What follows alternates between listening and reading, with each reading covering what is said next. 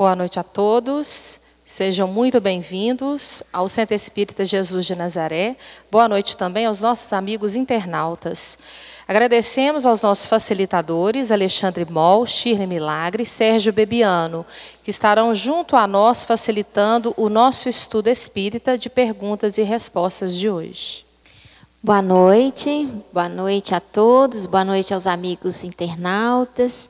É uma alegria grande nós estarmos aqui novamente em mais um estudo de programas de perguntas e respostas.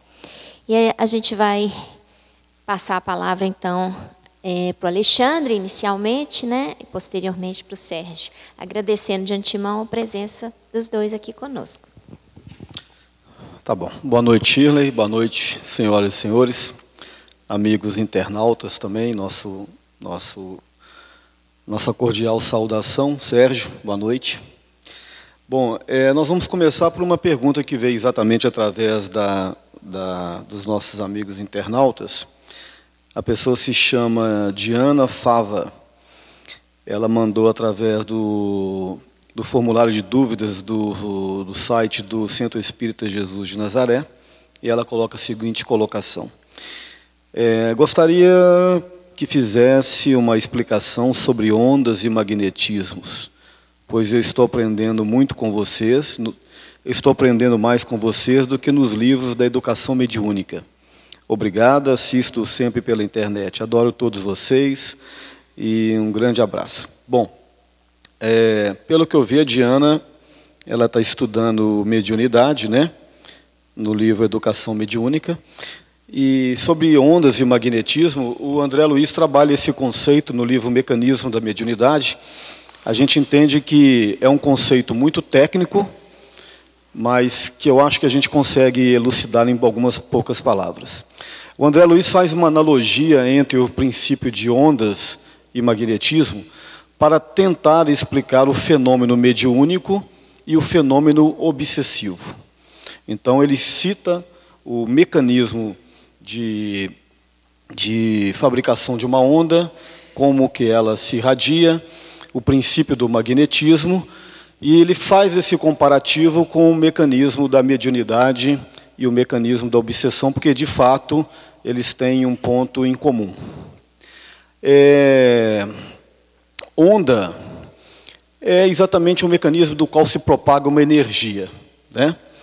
Então, por exemplo, o Sol, ele chega até nós através das ondas, né, dos fótons que viajam em ondas e chegam até nós. O Sol que nós vemos, por exemplo, amanhã cedo, quando amanhecer o Sol, esse Sol, na verdade, não é o Sol real que nós estamos vendo, não. É um Sol de 8 minutos atrás. Por quê? Porque a luz viaja, as partículas dos fótons viajam nessas ondas a velocidade de 300 mil quilômetros por segundo. Então, diante da distância que existe entre a Terra e o Sol, demora 8 minutos para que a gente tenha essa luz. Então, como é que é o processo? Toda a energia ela viaja através de ondas, né, e o que seriam essas ondas fica fácil da gente entender num conceito didático bem interessante. Imaginemos uma piscina. A piscina está parada, a água está em repouso. Se você joga uma pedra, essa pedra vai atritar na água e vai gerar ondas. Essas ondas vão se propagando e vão se propagando até a energia durar. Se você jogar uma pedra maior, com maior força, vão gerar ondas maiores, e essas ondas vão se propagar para um campo maior. Então, o campo seria a água. A onda é o modo como a energia se propaga, né? Então, eu estou falando agora para vocês, estou emitindo ondas vocais que estão se propagando por esse campo que está aqui nos interpondo, né? Então, as energias, o eletromagnetismo, as energias magnéticas, elas se propagam através de ondas. O conceito de magnetismo. A palavra magnetismo vem de magma, né? O centro da Terra é formado de um magma, que ainda não se solidificou. Esse magma ele tem um componente de ferro, né, um magma de ferro. Isso faz com que a Terra tenha os polos magnéticos. Esses polos magnéticos criam uma energia que nós chamamos de magnetosfera. Essa energia envolve o planeta e protege o planeta, por exemplo, contra os raios solares, contra tempestades magnéticas e outras tempestades. Pois bem, então o magnetismo ele foi descoberto lá pelo século XIX, né, se não me engano foi Maxwell que conseguiu juntar os conceitos do eletromagnetismo, e aí surgiu a ideia do magnetismo, que hoje faz parte do nosso cotidiano. A partir do entendimento do eletromagnetismo, surgiu o conceito de ondas, né, e teve um estudioso chamado Hertz, que conseguiu detectar essas ondas, daí vem o conceito de ondas hertzianas, que as ondas propagam em determinadas frequências, dependendo da energia que ela conduz. E com isso teve uma grande revolução no campo das telecomunicações, surgiram os rádios, os telégrafos, os telefones, hoje os celulares, né? A televisão, o satélite, tudo isso foi a partir do entendimento desse mecanismo que se dá através das ondas e do eletromagnetismo. Pois bem, no século XIX, um pensador chamado Mesmer, ele, partindo desse princípio do conceito do magnetismo, ele entendeu que existe também o magnetismo humano, que as pessoas têm um magnetismo, e esse magnetismo delas podem, inclusive, curar as pessoas. E também nesse cenário surgiu o Espiritismo. O Espiritismo entendeu que, além do magnetismo humano, existe também o magnetismo espiritual. E a junção do magnetismo espiritual ao magnetismo humano, você pode fazer coisas interessantes.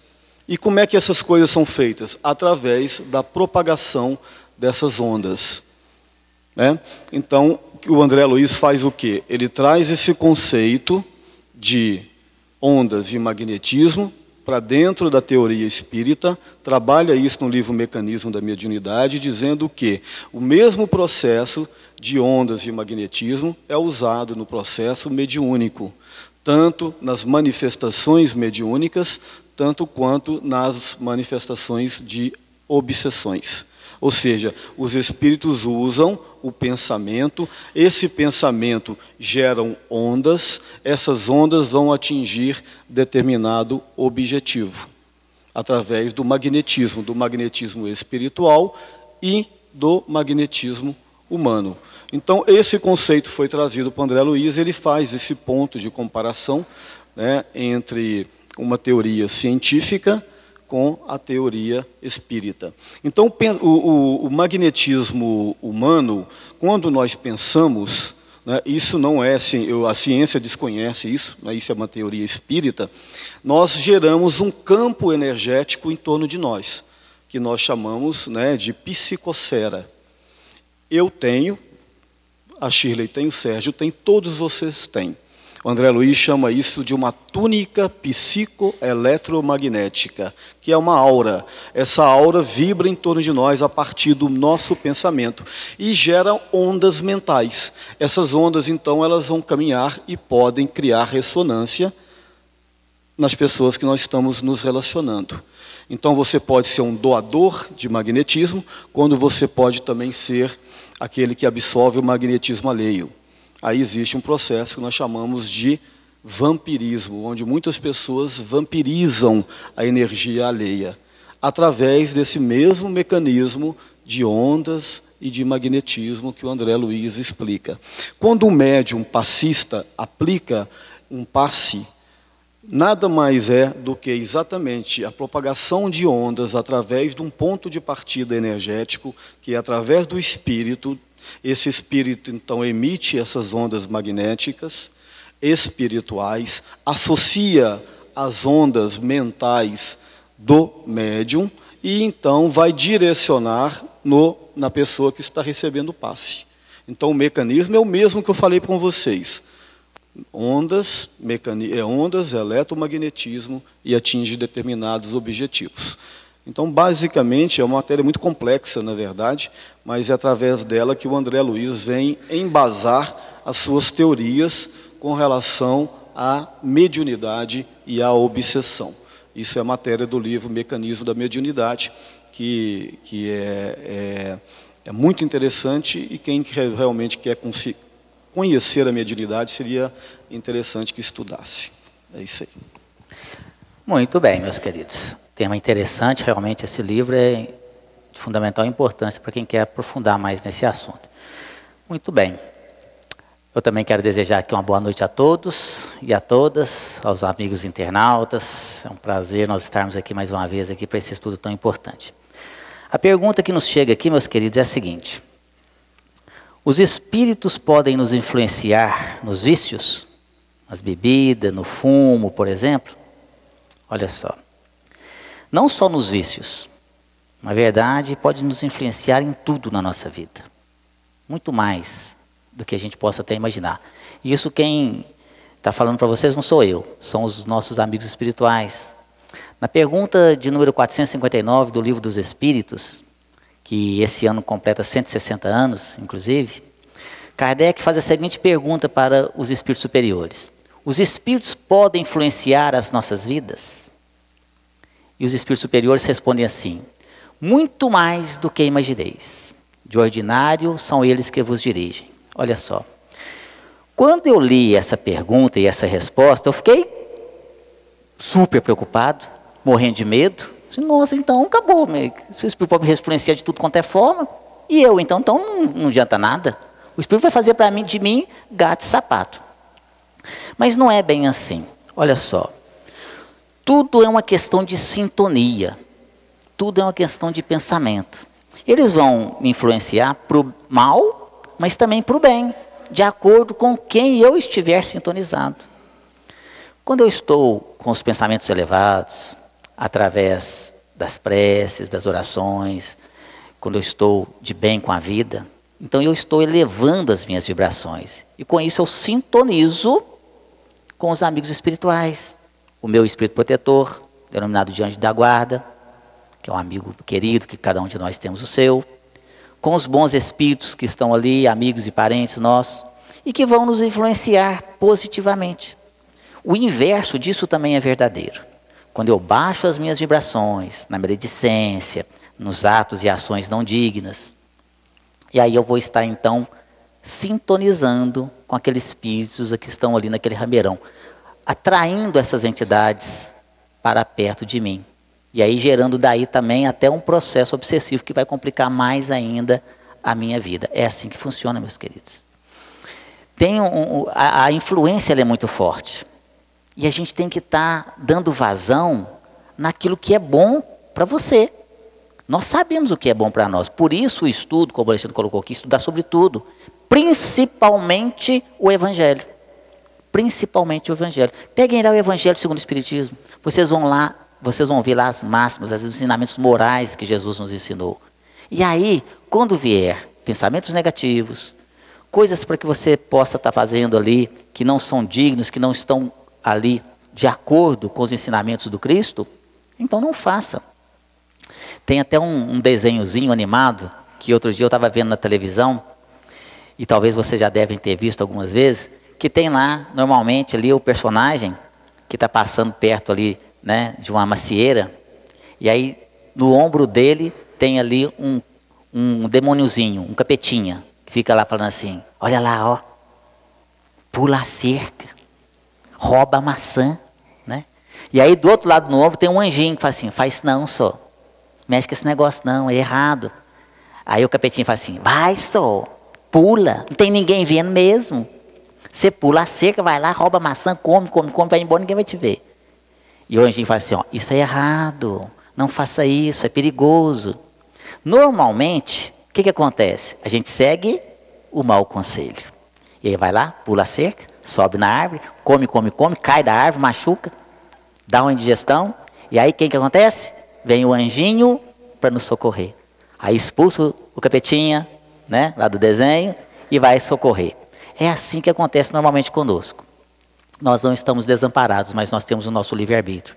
Vêm as más influências, mas também vêm as boas influências. Nós temos que dar vazão àquelas que nós quisermos. Então, por isso que essa questão de influência das bebidas, por exemplo, e no fumo, isso acontece muito. Às vezes você está lá, por isso que muitas vezes você está num barzinho e você vê a pessoa falando assim: põe um aí para mim. Põe mais uma, põe mais uma. O cara não para. É uma atrás da outra, bebe, bebe, bebe, e não fica bêbado. Já notaram isso? O cara bebe uma atrás da outra e nem fica bêbado. Por quê? É o vampirismo que o Alexandre acabou de falar para nós aqui agora. Olha só, sugando ali as energias, sugando, bebendo junto com o encarnado, fumando junto com ele, usando as drogas junto com ele. Não bebendo o líquido, mas as emanações alcoólicas, sentindo os mesmos supostos prazeres que sentia quando estava encarnado. Porque aqueles espíritos nada mais são do que nós mesmos, sem o corpo físico. Não muda absolutamente nada, meus queridos. Quando nós morrermos, seremos as mesmas pessoas. Por isso que nós espíritas falamos desencarnar. Não muda nada. O dia que eu, Sérgio, desencarnar, vai ser isso. Esse corpinho vai lá para o fundo da terra, vai virar comidinha de micróbiozinho. E eu, Sérgio, enquanto espírito, serei o mesmo Sérgio. Com os mesmos defeitos, com as mesmas qualidades, com essa mesma aparência dessa última reencarnação. Vou lembrar da minha esposa, do meu filho, dos meus amigos, dos meus parentes. E eu vou ser atraído para lugares de acordo com a minha afinidade. Olha só, eu não vou não, eu sou atraído para lugares de afinidade. Se eu era uma pessoa aqui de bom senso, se eu fui uma pessoa que pelo menos me esforcei para seguir os princípios cristãos, vou estar em lugares bem agradáveis no plano espiritual. Caso contrário, se eu fui uma pessoa muito ruim, fazendo mal para as pessoas, ou mal a mim mesmo pelos vícios, como a pergunta, por exemplo, está nos dizendo aqui, vou estar em lugares bem complicados, ou vagando aí, ó, entre os encarnados que se afinizam pelos vícios. E aí, como, enquanto espírito, não tem mais um corpo físico para pegar um copo, ele vai fazer o quê? O que o Alexandre falou, ele vai se aproximar de uma pessoa encarnada que tem o mesmo gosto dele, a mesma vontade, e vai induzir ele a beber mais, a fumar mais, a usar drogas mais. E aí, por isso que vem aquelas sensações, o caboclo está lá, aquela vontade inexplicável de beber. O cara quer beber, ele já tem uma queda, ele já gosta. E aí o espírito vem, aumenta, potencializa aquela vontade. E a pessoa começa e não para. E vai usando drogas, e vai bebendo, e vai fumando. Eu vou dizer uma coisa para vocês, meus queridos, nós que trabalhamos ativamente na área mediúnica, quando eu converso com os espíritos aqui, dessa natureza, se vocês pudessem ver, se vocês pudessem ter uma noção do tipo de espírito, da forma que esses espíritos se manifestam junto a essas pessoas, induzindo-as a beber, vocês iriam ver que formas monstruosas. Você ia sair correndo, largar copo de cerveja, copo de cachaça para trás, não iria olhar nem para trás. De medo. São formas terríveis, porque perdem até a forma humana. Formas monstruosas, terríveis ali, sugando as energias, bebendo junto com você aquelas, né, sugando essas emanações alcoólicas ali das bebidas, do fumo e das drogas. Tem um livro que eu gostaria de sugerir para vocês também, que chama Sexo e Destino. Um livro psicografado pelo nosso querido e saudoso Chico Xavier, também pelo Valdo Vieira, e ditado por André Luiz. O interessante desse livro é que André Luiz ditou a metade do livro para o Chico Xavier e a outra metade para o Valdo Vieira, em capítulos alternados, em cidades diferentes. Ele ia lá e ditava um capítulo para o Valdo Vieira, depois ia lá e ditava outro capítulo para o Chico Xavier. O livro ficou sem nexo. Teve que juntar os dois médiuns com as duas partes para poder editar o livro. Nesse livro, vocês vão ver a que ponto que chega a influência espiritual na vida de uma pessoa. Então leiam esse livro para que vocês possam realmente se preservar, tomar cuidado. E se você tem uma queda para os vícios, se você está precisando de ajuda, busque o auxílio. O auxílio profissional, através de psicólogos, de casas de tratamento. O auxílio espiritual é de fundamental importância. E o conhecimento da doutrina espírita, para que você possa estar se fortalecendo cada vez mais. É isso, querida. Bom, tem uma pergunta muito interessante aqui. Pedir misericórdia a Deus para uma pessoa terminal é pecado? Como a doutrina espírita vê isso? Eu tive que fazer isso. Muito interessante, porque, na realidade, a doutrina espírita ela vem mudar um pouco o conceito de morte e mudar um pouco a nossa visão a respeito do sofrimento. Porque até hoje a gente vê a dor como uma grande inimiga nossa. Porque nós todos buscamos o prazer. né? E a finalidade, e muitos de nós resumimos a nossa vida, estamos satisfeitos e felizes quando a nossa vida é apenas fonte de prazer, né? Esse conceito, ele tem que ser mudado, e a doutrina espírita nos pede essa mudança, que nós vejamos o sofrimento com olhos diferentes, com uma visão diferente.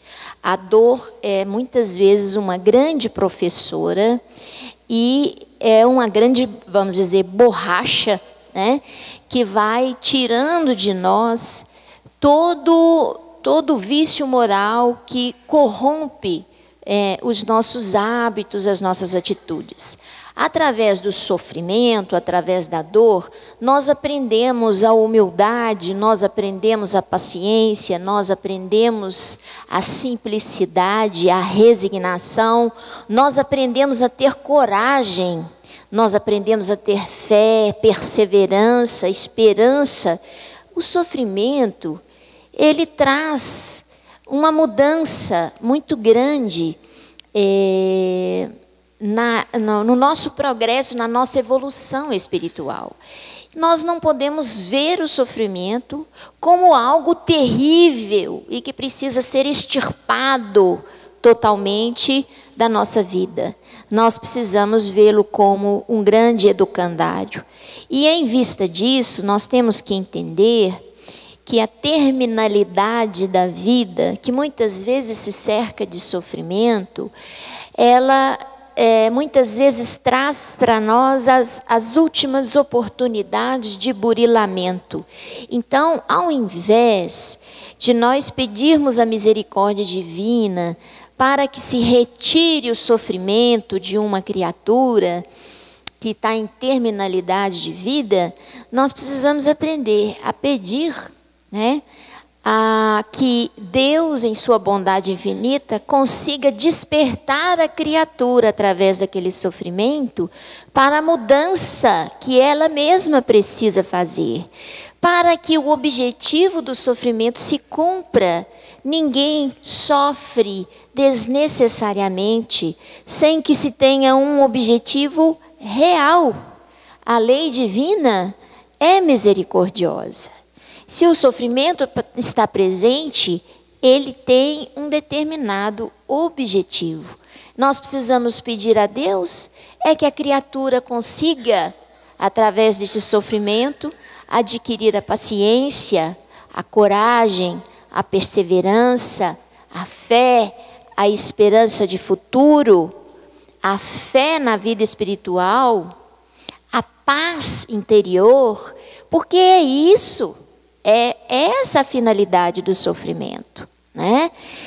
E isso nos remete muitas vezes a pensar naquelas criaturas que estão numa fase muito final de vida, muitas vezes sobrevivendo à custa de aparelhos, de equipamentos, em que os médicos são chamados muitas vezes a tomar decisões, né, sobre a terminalidade de vida, né?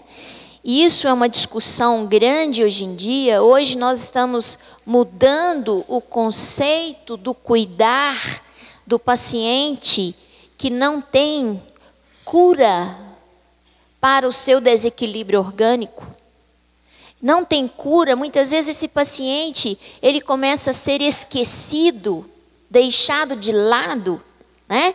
Isso está mudando com a humanização do cuidado, com o acolhimento do paciente que está em terminalidade de vida, ou seja, que não tem recursos no momento para a mudança da sua condição fisiológica, do corpo físico. Esse paciente está sendo visto de maneira diferente. É preciso acolher, é preciso amar, é preciso assistir, é preciso aliviar a dor, mas dar o suporte que precisa, que não significa necessariamente prolongar a vida, né? Respeitar muitas vezes os ditames da própria natureza. Existe uma passagem no livro de André Luiz que ele relata que esses pacientes terminais, que já estão em fase final, muitas vezes em coma, né, cumprindo um restante do seu período aqui na Terra para fazer suas maiores reflexões, esse período, muitas vezes, é um período crucial. Muitas vezes é aquele período em que há o arrependimento profundo de muitos crimes cometidos, de muitas atitudes. Às vezes, aquele momento é o momento oportuno que vai surgir para que a criatura perdoe alguém que lhe fez algo que te atingiu profundamente. É naquele momento que surge a oportunidade do perdão e ele parte para o mundo espiritual com o coração mais leve, sem o peso, né? Então, essa fase final de vida, a gente deve pedir, sobretudo para a criatura que sofre, a mudança, a coragem, a esperança, a força de atravessar aquele momento e de sair dele muito melhor e muito diferente de quando entrou.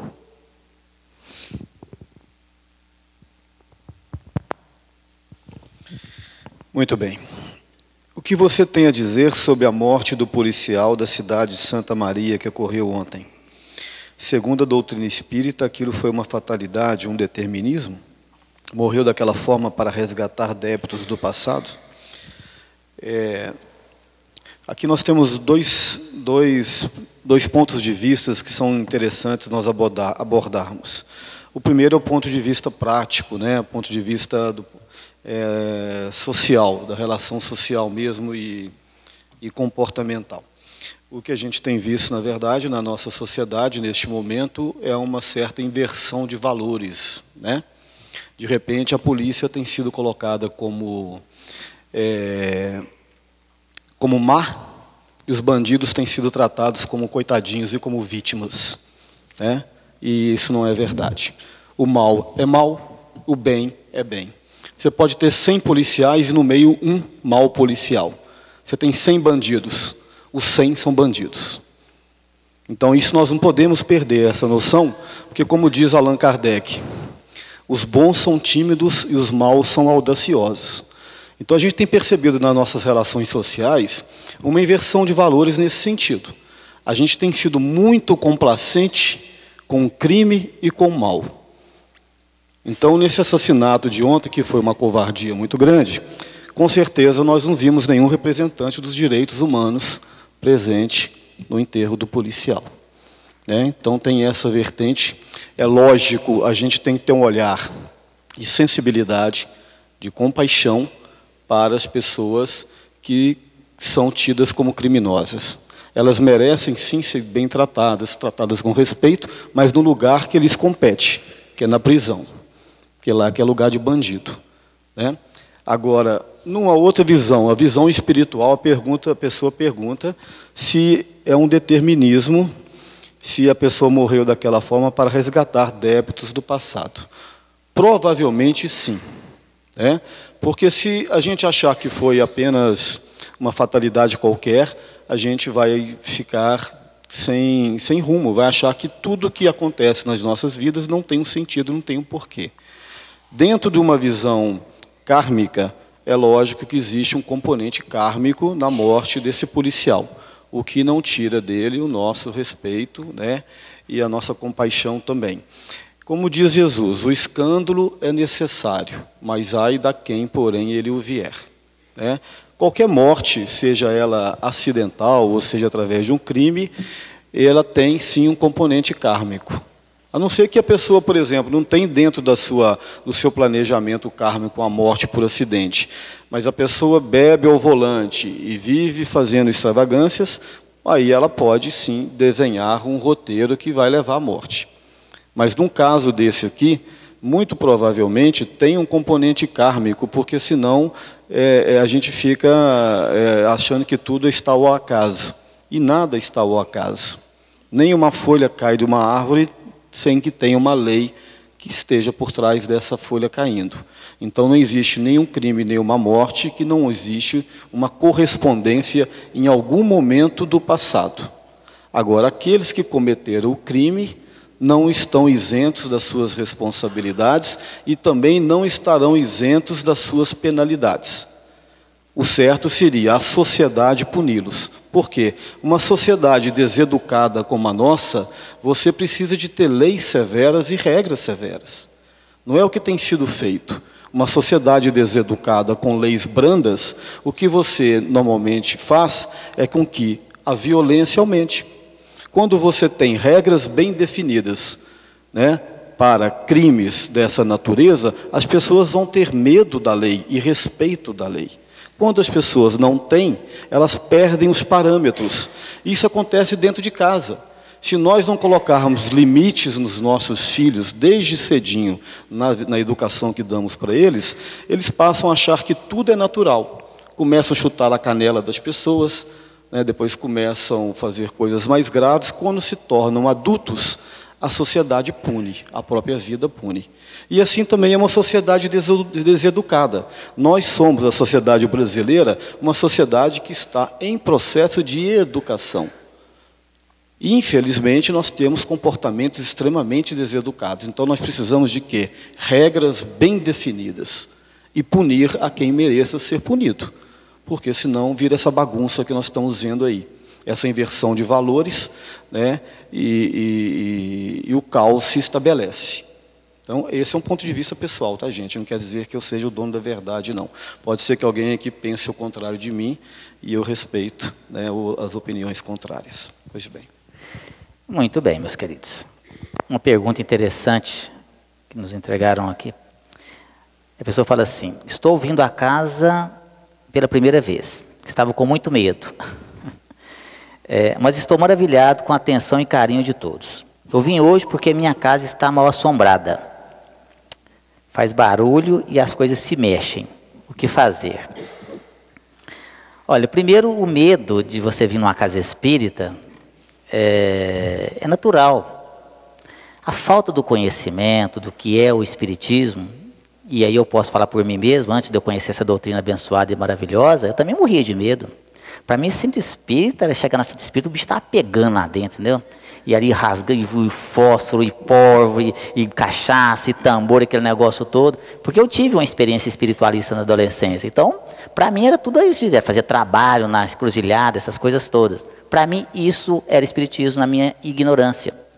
Então, quando você começa a estudar a doutrina, você vai ver que a coisa não é assim, é muito diferente. São conceitos totalmente diferentes. Mas hoje, com a internet, a divulgação, as coisas estão bem mais amplas, né? Mas casas mal assombradas existem? Existe casa mal assombrada? Existe assombração? Né? Primeiro, o que é assombração? O que é uma assombração? Aí eu vou falar em assombração, aí você imagina o quê? Aquela figura fantasmagórica, aquele lençol, né? Flutuando, com o olhinho, aí você vê isso aí. Normalmente a gente imagina uma assombração assim. Mas, na verdade, existe assombração? O que é assombração, meus queridos? Uma assombração nada mais são do que espíritos. Pessoas desencarnadas e que são chamadas de... Uns chamam de assombração, outros chamam de encardidos, outros chamam de obsessores, outros chamam de encosto, outros chamam de capeta, de demônio, etc. E vai por aí afora. Adjetivo é o que não falta para esses coitados desses irmãos nossos que estão aí vagando aí nas trevas da escuridão da ignorância. Não é? Os desencarnados. Então, eu chamo eles de tudo quanto é nome, mas nada mais são do que irmãos nossos que estão ali ainda precisando de orientação, precisando de muito amor, de muito carinho, precisando de amparo, precisando ali de colo. Eles precisam desse amor, desse amparo, e são trazidos pela misericórdia divina às casas espíritas, nas nossas reuniões mediúnicas, para que a gente possa estar conversando com eles. Mas por que então que esses espíritos, em vez de não ir buscar ajuda, ficam na casa da gente? Infernizando a nossa vida, aquela bagunçada, aquela barulhada danada que às vezes acontece.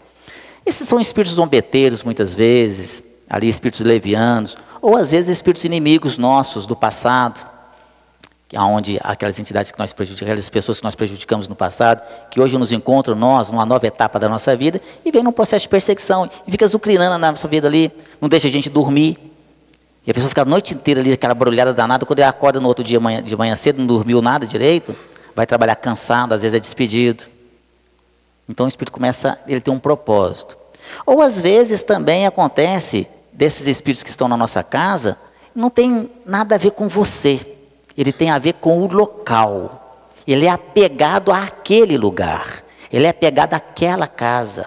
Já morou ali naquele lugar, às vezes era uma antiga fazenda, ou mesmo quando é uma casa.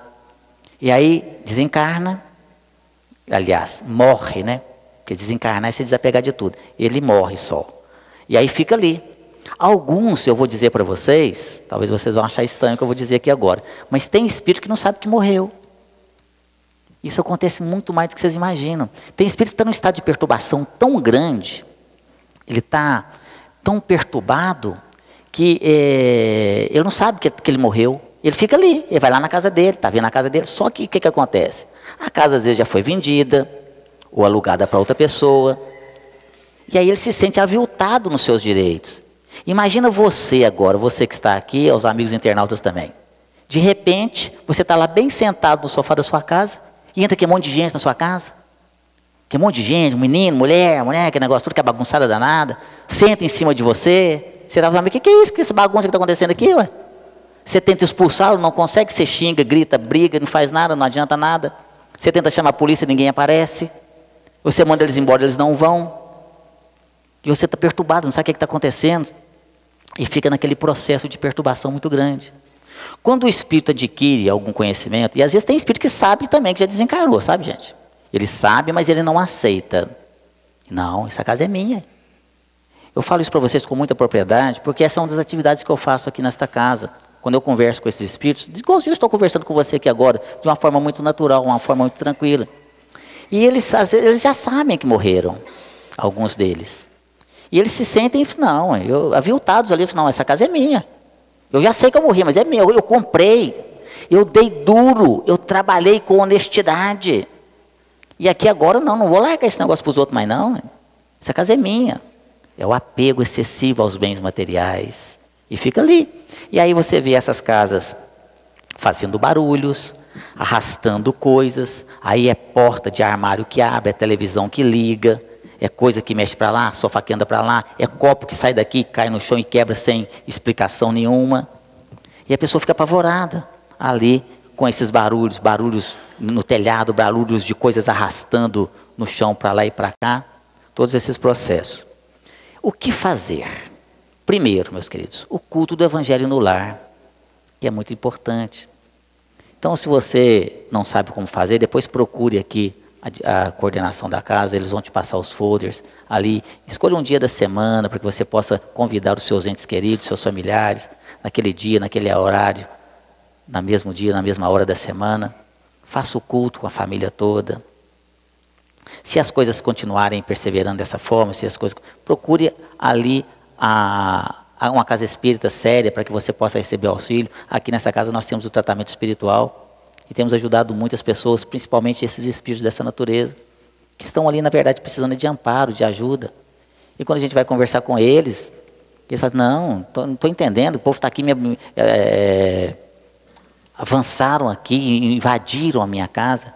Tem até um filme, eu esqueci o nome do filme aqui agora, que tem uma família, a mulher com os filhos, e você acha que eles estão encarnados no meio do filme. Só que no final é que você vai ver que eles estão desencarnados. Mas eu te conto, tem uma plateia bacana dessa inteligente, é bom demais, né, querida? Obrigado, querida. Os outros, assistam esse filme e vocês vão ver. É exatamente aquilo. É exatamente aquilo que acontece. Está lá os outros, o filme.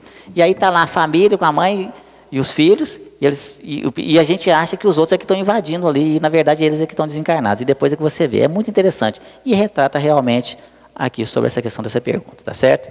Vamos estudar mais, vamos orar mais e vamos buscar ajuda se assim for necessário, né? Bom, tem uma pergunta que um pouco relacionada com o que nós já comentamos sobre a terminalidade de vida. Sou médica e trabalho somente em CTI. Quando saber o momento de parar, se somos ensinados e cobrados das famílias? a não medir esforços, mesmo que falemos, e a família saiba que não há mais nada a se fazer. É interessante isso.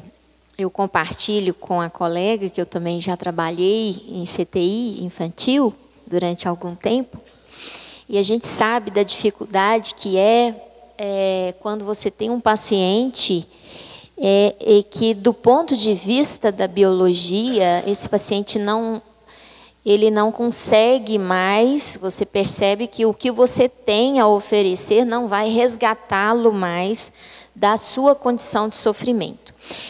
Eu acho que, na verdade, eu diria para a colega que os cuidados paliativos, a medicina paliativa tem avançado muito nesse sentido, e hoje ela faz parte dos cuidados intensivos, não só dos cuidados oncológicos, né, do paciente portador de câncer, mas também do paciente em terapia intensiva na UTI, que se encontra numa situação em que a gente não consegue mais reverter o quadro clínico desse paciente.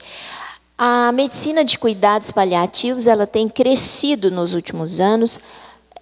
Nos países mais avançados, desenvolvidos, essa visão do sofrimento e da morte, da necessidade de acolhimento e de amor mais do que remédio, tá certo?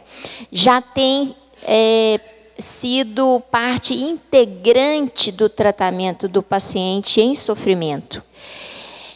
Aqui no Brasil, existem alguns estados que estão mais avançados nisso. Rio Grande do Sul, São Paulo, onde os cuidados paliativos eles já conseguiram mais adeptos, né, dentro da própria área médica. E acho que vai crescer, porque o paciente que está numa fase irrecuperável, quem precisa realmente de auxílio é a família, para conseguir lidar com essa situação de dor e de perda. Então, dentro da UTI, a primeira coisa é ter a equipe de acolhimento e uma construção de vínculo com a família, para que o médico possa levar para a família conforto, mais do que até esperança, dependendo do quadro clínico que o paciente tem. E devemos oferecer ao paciente muito mais conforto de uma passagem digna do corpo físico para o mundo espiritual, do que prolongamento do paciente em sofrimento, prolongando o sofrimento do paciente. Então, já é uma discussão grande na área médica, e dentro da UTI a gente já sabe disso, que a gente faz de tudo para recuperar o paciente. Na medida em que você chega naquele ponto que você não consegue mais o resgate do paciente, daquele ponto em diante, o que a gente tem que fazer é o conforto ao paciente e é o conforto à família. É confortar os dois para que atravessem aquele momento difícil. Quanto tempo vai durar aquele momento? O tempo é aquele lá do alto, né? É a providência divina que determina, não é o médico, porque nós não estamos autorizados a retirar nada que seja de suporte do paciente. Eu coloquei um equipamento no paciente, esse equipamento vai ficar até o momento que o paciente não responder mais a ele. Eu não vou retirar o equipamento, mas eu não vou aumentar mais equipamentos. Eu estou dando uma medicação de alívio. Eu não vou ficar fazendo medicamentos que prolonguem os batimentos cardíacos, sendo que o cérebro não funciona mais. Então, esse limiar entre devo fazer, não devo fazer, vou prosseguir, não vou prosseguir, É difícil para o médico tomar uma atitude. Uma das coisas que eu aprendi nesses anos de UTI é sempre, num momento como esse, procurar fazer uma prece para receber da espiritualidade a intuição do que deve ser feito por aquela criatura, né? Por onde, qual o caminho que a gente vai trilhar, estabelecer um bom vínculo com a família e, sobretudo, se preocupar com o cuidado do paciente paliativo, cuidar da família, cuidar do paciente, para que a travessia seja com o menor sofrimento possível.